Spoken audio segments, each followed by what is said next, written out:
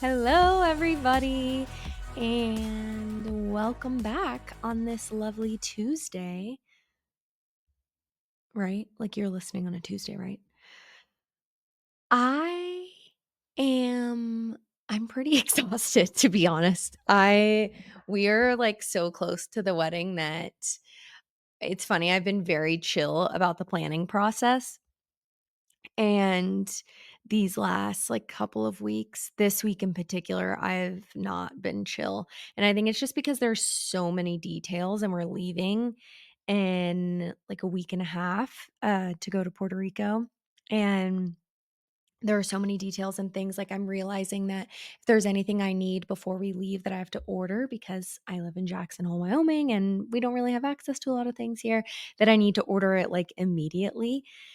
So, yeah, I've been dealing with some anxiety, certainly some anxiety. And then I woke up this morning and my throat hurt. So, I'm going to be doing a lot with the vitamin C today and certainly the water.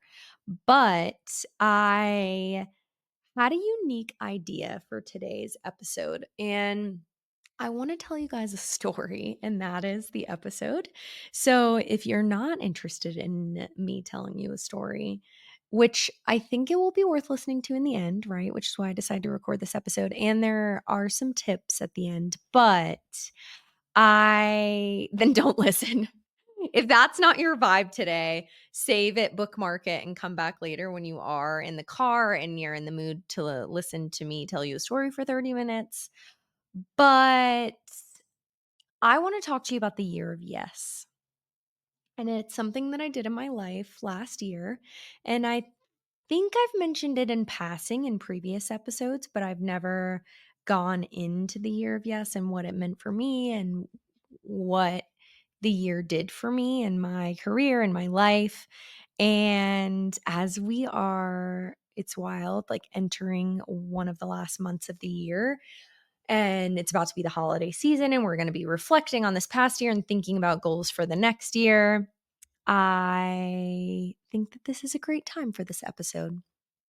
I actually tried manifesting. Is that I think it's considered manifesting. I'm not a big journaler, and I always want to be. So last New Year's Eve, my best friend and I stayed in, and Clark always works on New Year's Eve catering parties. So we stayed in and we journaled, and I wrote down a list of things that I wanted to accomplish this year. And I don't know. I'm pretty surprised at how many of them I actually accomplish, which is wild to think about. But one of them is to give the keynote at either Verma or Darm or like one of the big shows. I've not accomplished that. So I think I'm going to put it again. Not even necessarily a keynote, but or like emceeing also, which all of you listening are probably like, this she would be the worst MC because she would ramble and we'd be sitting in that general session for the entire day. But I'm trying to improve, okay? It's a personality trait. What can you do? But anyways, a lot of what I wrote down came true, and so I want to be better about journaling, and I'm going to talk about journaling in the year of yes. But I'm going to take you back to 2 years ago when I first moved to Jackson.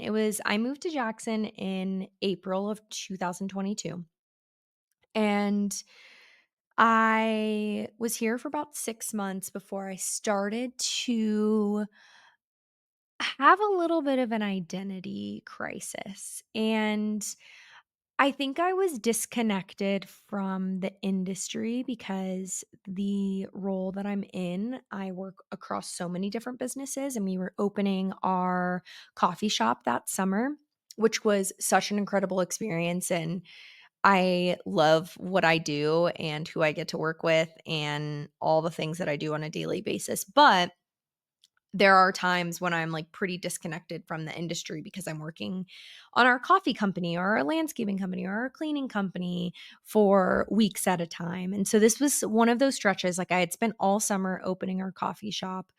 Clark and I had just started dating, and he had been in Jackson for years and years and years, and just like already had a group of people, like a tribe of people that he was very connected to already, and he felt very like this was home to him. I was not living in like my permanent spot. I didn't have any of my stuff with me. I hadn't like officially moved it out here yet.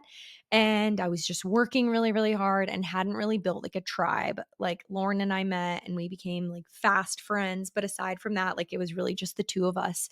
So I think I was feeling just kind of like overall lost. And it was also the year before I turned 30. And so on my 29th birthday, like I started to have this identity crisis of, okay, I only have another year before I turn 30, which is so silly to look back on now, but it meant so much to me at the time. And I really wanted to make sure that I was doing something that made me happy. And I got connected via Jason Sprinkle to Travis Wilburn, who was looking for vacation rental managers in Jackson and seeing if anybody could be a potential fit for the 100 collection. And Travis and I got connected via email. We talked on the phone.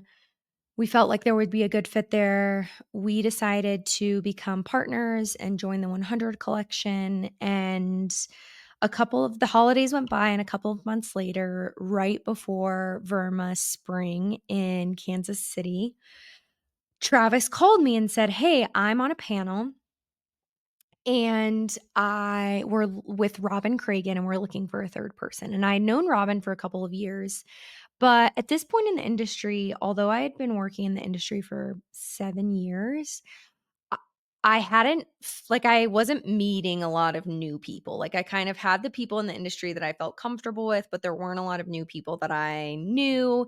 And I had spoken on panels maybe like 2 or 3 times previously when I was with 360 Blue. So it had been a while, like at least 2 years.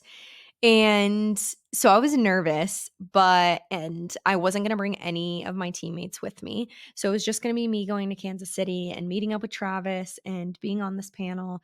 And even if there were only like 10 people there, it was something that made me nervous at the time because it had been a while. And I just, again, like felt like I hadn't met a lot of new people in the industry in a while and just kind of felt a little disconnected. So I said yes. And I got on the plane and I went to Kansas City. It was so cold, and I became friends with some of my great now female industry friends from Sojo, Kaylee, Joy, and Brady. And I met them, and I remember like we just hit it off instantly. And I was so nervous, right? Because I knew that I would probably know like 10 or 15 people at the whole conference, but no one that I could really attach myself to for the entirety of the conference. Like, again, none of my teammates. Like, I was just kind of nervous. Plus, this panel.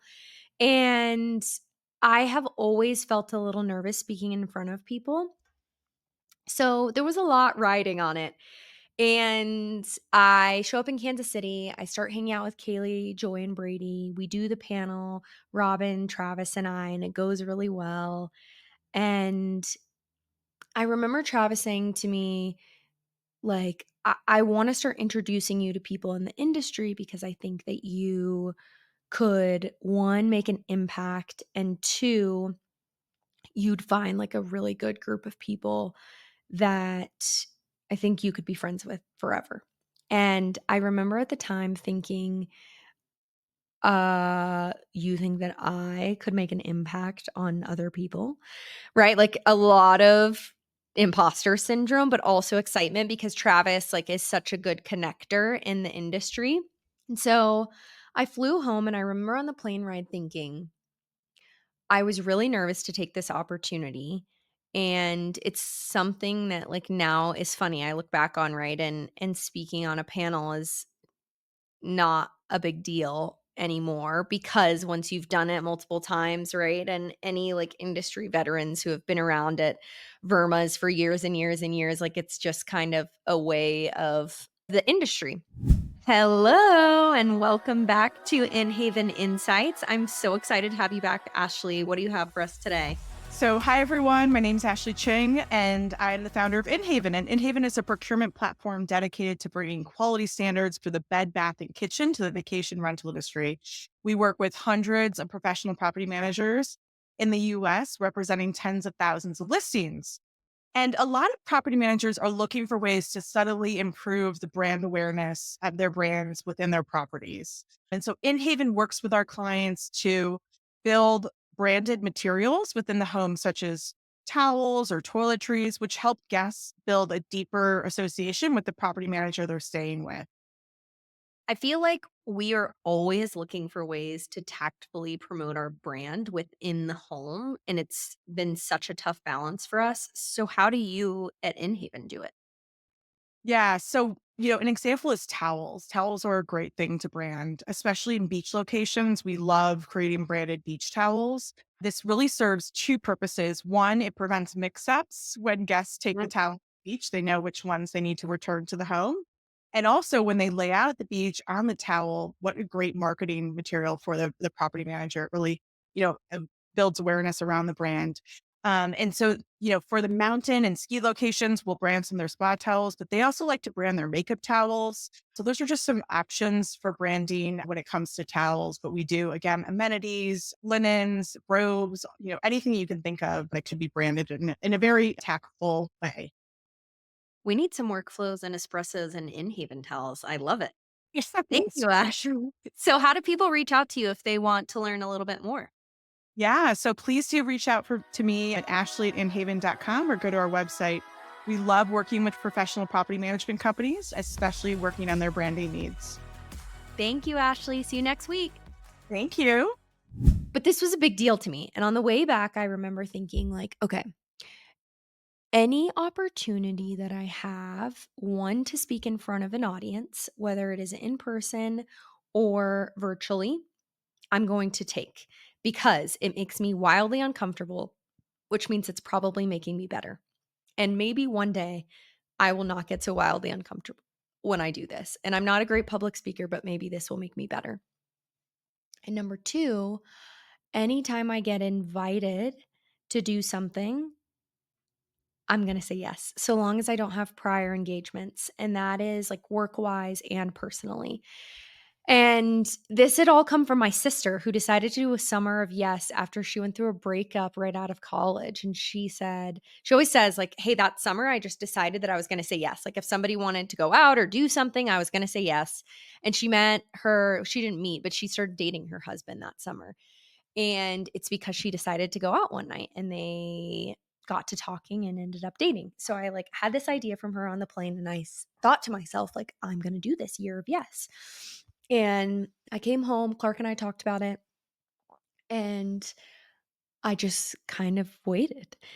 And the next opportunity was I got invited to go to the executive summit, not to speak, but for a customer advisory board meeting. And I said yes. And then I got invited to be on another customer advisory board. And I said yes. And then the 100 Collection Summit in Charlottesville, Virginia. It came to, and we got invited to go, and I said, "Okay, let's go." I already said yes. So I was at this point, like, traveling a lot, but I was meeting so many people, and a lot of these things I was doing alone, which was very much out of my comfort zone because there is a security blanket when you go with your team members. But I just kept thinking, if I say yes to as many opportunities as possible, think of how many people I'm going to be able to meet. And throughout this, right, I'm participating in new things. I'm going to conferences. I'm attending things that I'd never attended before. I got asked to do a session at Breezeway's Elevate conference, their virtual Elevate that they do every year. I got asked to do a solo session at Rent Responsibly's RR Summit. Like all of these opportunities were coming my way. And I started getting asked to speak on podcasts. I truly believe that if I did not say yes to going to Verma Spring and like kickstart this, that none of these opportunities would have came my way. And I was still I'd be lying if I said I wasn't struggling with, like, imposter syndrome this entire year because I started to think like, "Huh, I'm doing a lot of things publicly, and do I really have a lot to say?" And it's funny, right? Because I look back and I've met so many people in the process, and like there are so many people in the industry who I feel have so many incredible things to say. And I just hope that if there's one person out there who listened to anything that I've done over the past year and said that was helpful to me, then like I did what I set out to do. And more than anything, the friends that I've met throughout this process and peers and mentors has been so invaluable. So I think that I took like 55 flights. I don't know how many speaking engagements that I had last year. Over 20 for sure. And when I started this, it was in March of 2023. By December, Will had reached out to me and asked if I'd be interested in doing a podcast that was only supposed to be 7 episodes, which we know how that story ended.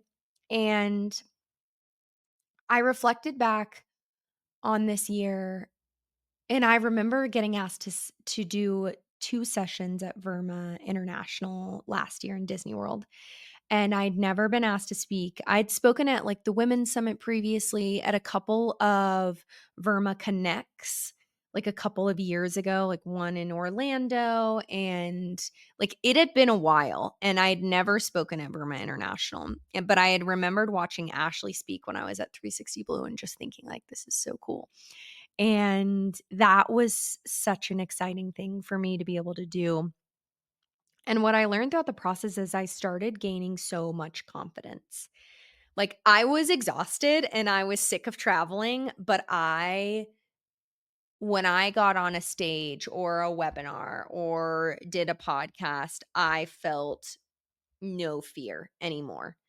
And I have so much improvement to make on my public speaking skills, and it's something that I've always wanted to get better at, but I just like, I did get a lot better last year, and it's because this discomfort with and this nervousness started to go away, and this year I got asked to MC the new member reception at Verma International, and there were probably 200 people there, and that was so fun and so exciting, and all of these opportunities, I think, were created by this one decision that I made to go to Kansas City, and then this second decision that I made to say, "Okay, if any of these opportunities ever come across my desk again, I'm just gonna do it." And so long as I can make it work travel-wise, like, I'm gonna say yes, and if I get an email to participate on a webinar, I'm going to do it. And on New Year's Eve was reflecting about this, and I started journaling, and I wish I would have journaled throughout the year because there were times when I started to get really exhausted and definitely struggled with imposter syndrome. And but reflecting on New Year's Eve, I just remember thinking to myself like, I probably have twice the contacts in my phone now than I did a year ago. And it's only because I got to a point where I felt brave enough to go up to somebody and say, "Hi, my name's Megan. It's so nice to meet you." And I did that a lot. And it paid off in the form of like rich relationships and connections, which we talked about last week. And so as we approach a new year, I wanted to challenge you to do your own year of yes. And here's how I think you can do it most effectively. So for me, my goal for my year of yes was to meet a lot of people and to put myself out there in just any way that I possibly could. Like, I'm just going to get out there and I'm going to see who I can meet and what I can do and what this might lead to and what I can learn, which was the biggest thing. Like, I am always so desperate to learn. And I learned so much in this process about myself and others. And wow, you can tell I had a great year. So I want you to set a goal, and whether that is meeting a lot of people or putting yourself out there, or it is running a marathon, or traveling to new places, or doing something every Friday night, whatever your goal is, Find what makes you happy and write it down. I wish I would have written mine down, but it's forever in my brain. It's not too late. I need to just go and journal it. Maybe this will be my video journal. You're like, "Yeah, it is your video journal." I was tuning in to talk about the guest experience, and you're certainly talking about the year of yes. Sorry. See you next week. Okay. So then after you set your goal, it's really simple from there. You just have to say yes. And when you want to lay on your couch, I am very guilty of this, or have alone time, just say yes. There was a time last year where I think for 3 straight months, we either had guests staying with us at our house or I was gone for a conference. And Clark was so incredible and so supportive and knew that this was important to me last year and that it also wasn't a forever thing and I would be more choosy moving forward, but that wasn't the year for to be choosy about what I said yes to and what I didn't say yes to. And I remember in the fall of 2023 being like exhausted. And for August, September, and October, like literally it was nonstop. We didn't get a lot of alone time together, but he just kept saying, like, I'm so proud of you. And I know that you've learned so much this year. And it was so helpful having him to support me along the way. And if you do have a partner or someone in your life that you share your life with, it takes their support too, because this year of yes, when you're saying yes to more, it can take you away from other things. And I think that's important to note, right? Especially if it's travel. You're away from home. You have to get a dog sitter. You have to have a partner that's willing to handle things while you're away and support you through this newfound journey that you're on. But I asked ChatGPT today how many times in a day people say yes or no. And ChatGPT said, quote, there isn't a definitive number, but studies suggest that people make around 35,000 decisions a day. And many of these involve a simple yes or no answer. It is likely that people say no more often than yes, as no tends to be a safer or default response due to cognitive biases like loss aversion and decision fatigue. However, shifting to a yes mindset, even for a short period, can open up unexpected opportunities. So, 35,000 decisions every single day. That is insane to me. It makes sense, especially for those of you who have kids that say yes or no a million times a day. I, of course, encourage you to create boundaries and commit to or stick with any obligations that you already have. But just think of how many times you say no. Think of how many times you get asked to get drinks and you say no, or go to dinner with your friends and you say no, or participate in X, Y, or Z and you say no. No, that's not going to work for me. No, no, no, no, no. It's so easy to say no.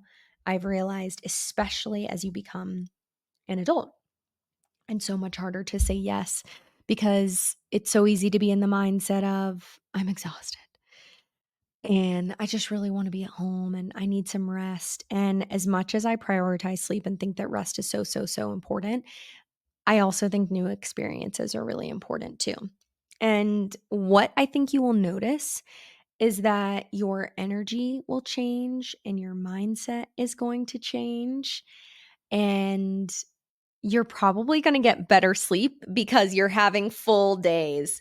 And this is the other thing. I find that it is so easy to get caught up in, like, the minutia of day-to-day life. You have your to-do list that you're trying to cross off every single day.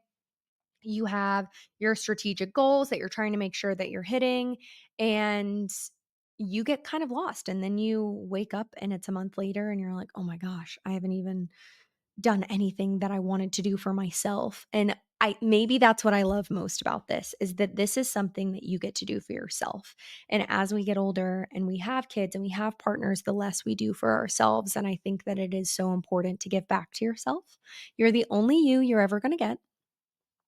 And you're also the only person that you're guaranteed to be with every single day, all day with until you die.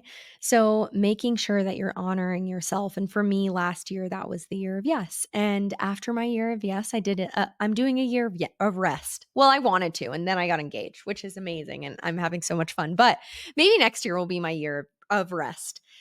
But I hope that you've enjoyed my story time, and I if a year sounds like a lot to you, I encourage you to maybe try 90 days. 90 days of yes. I think a month I was thinking about challenging you to a month, but I'm worried that it's not, long enough to make, like, a lasting change. So or you could do 1 day at a time. Whatever works for you, go out there, say yes, set a goal, let me know how it goes, and the next time I don't think this is my last year of yes.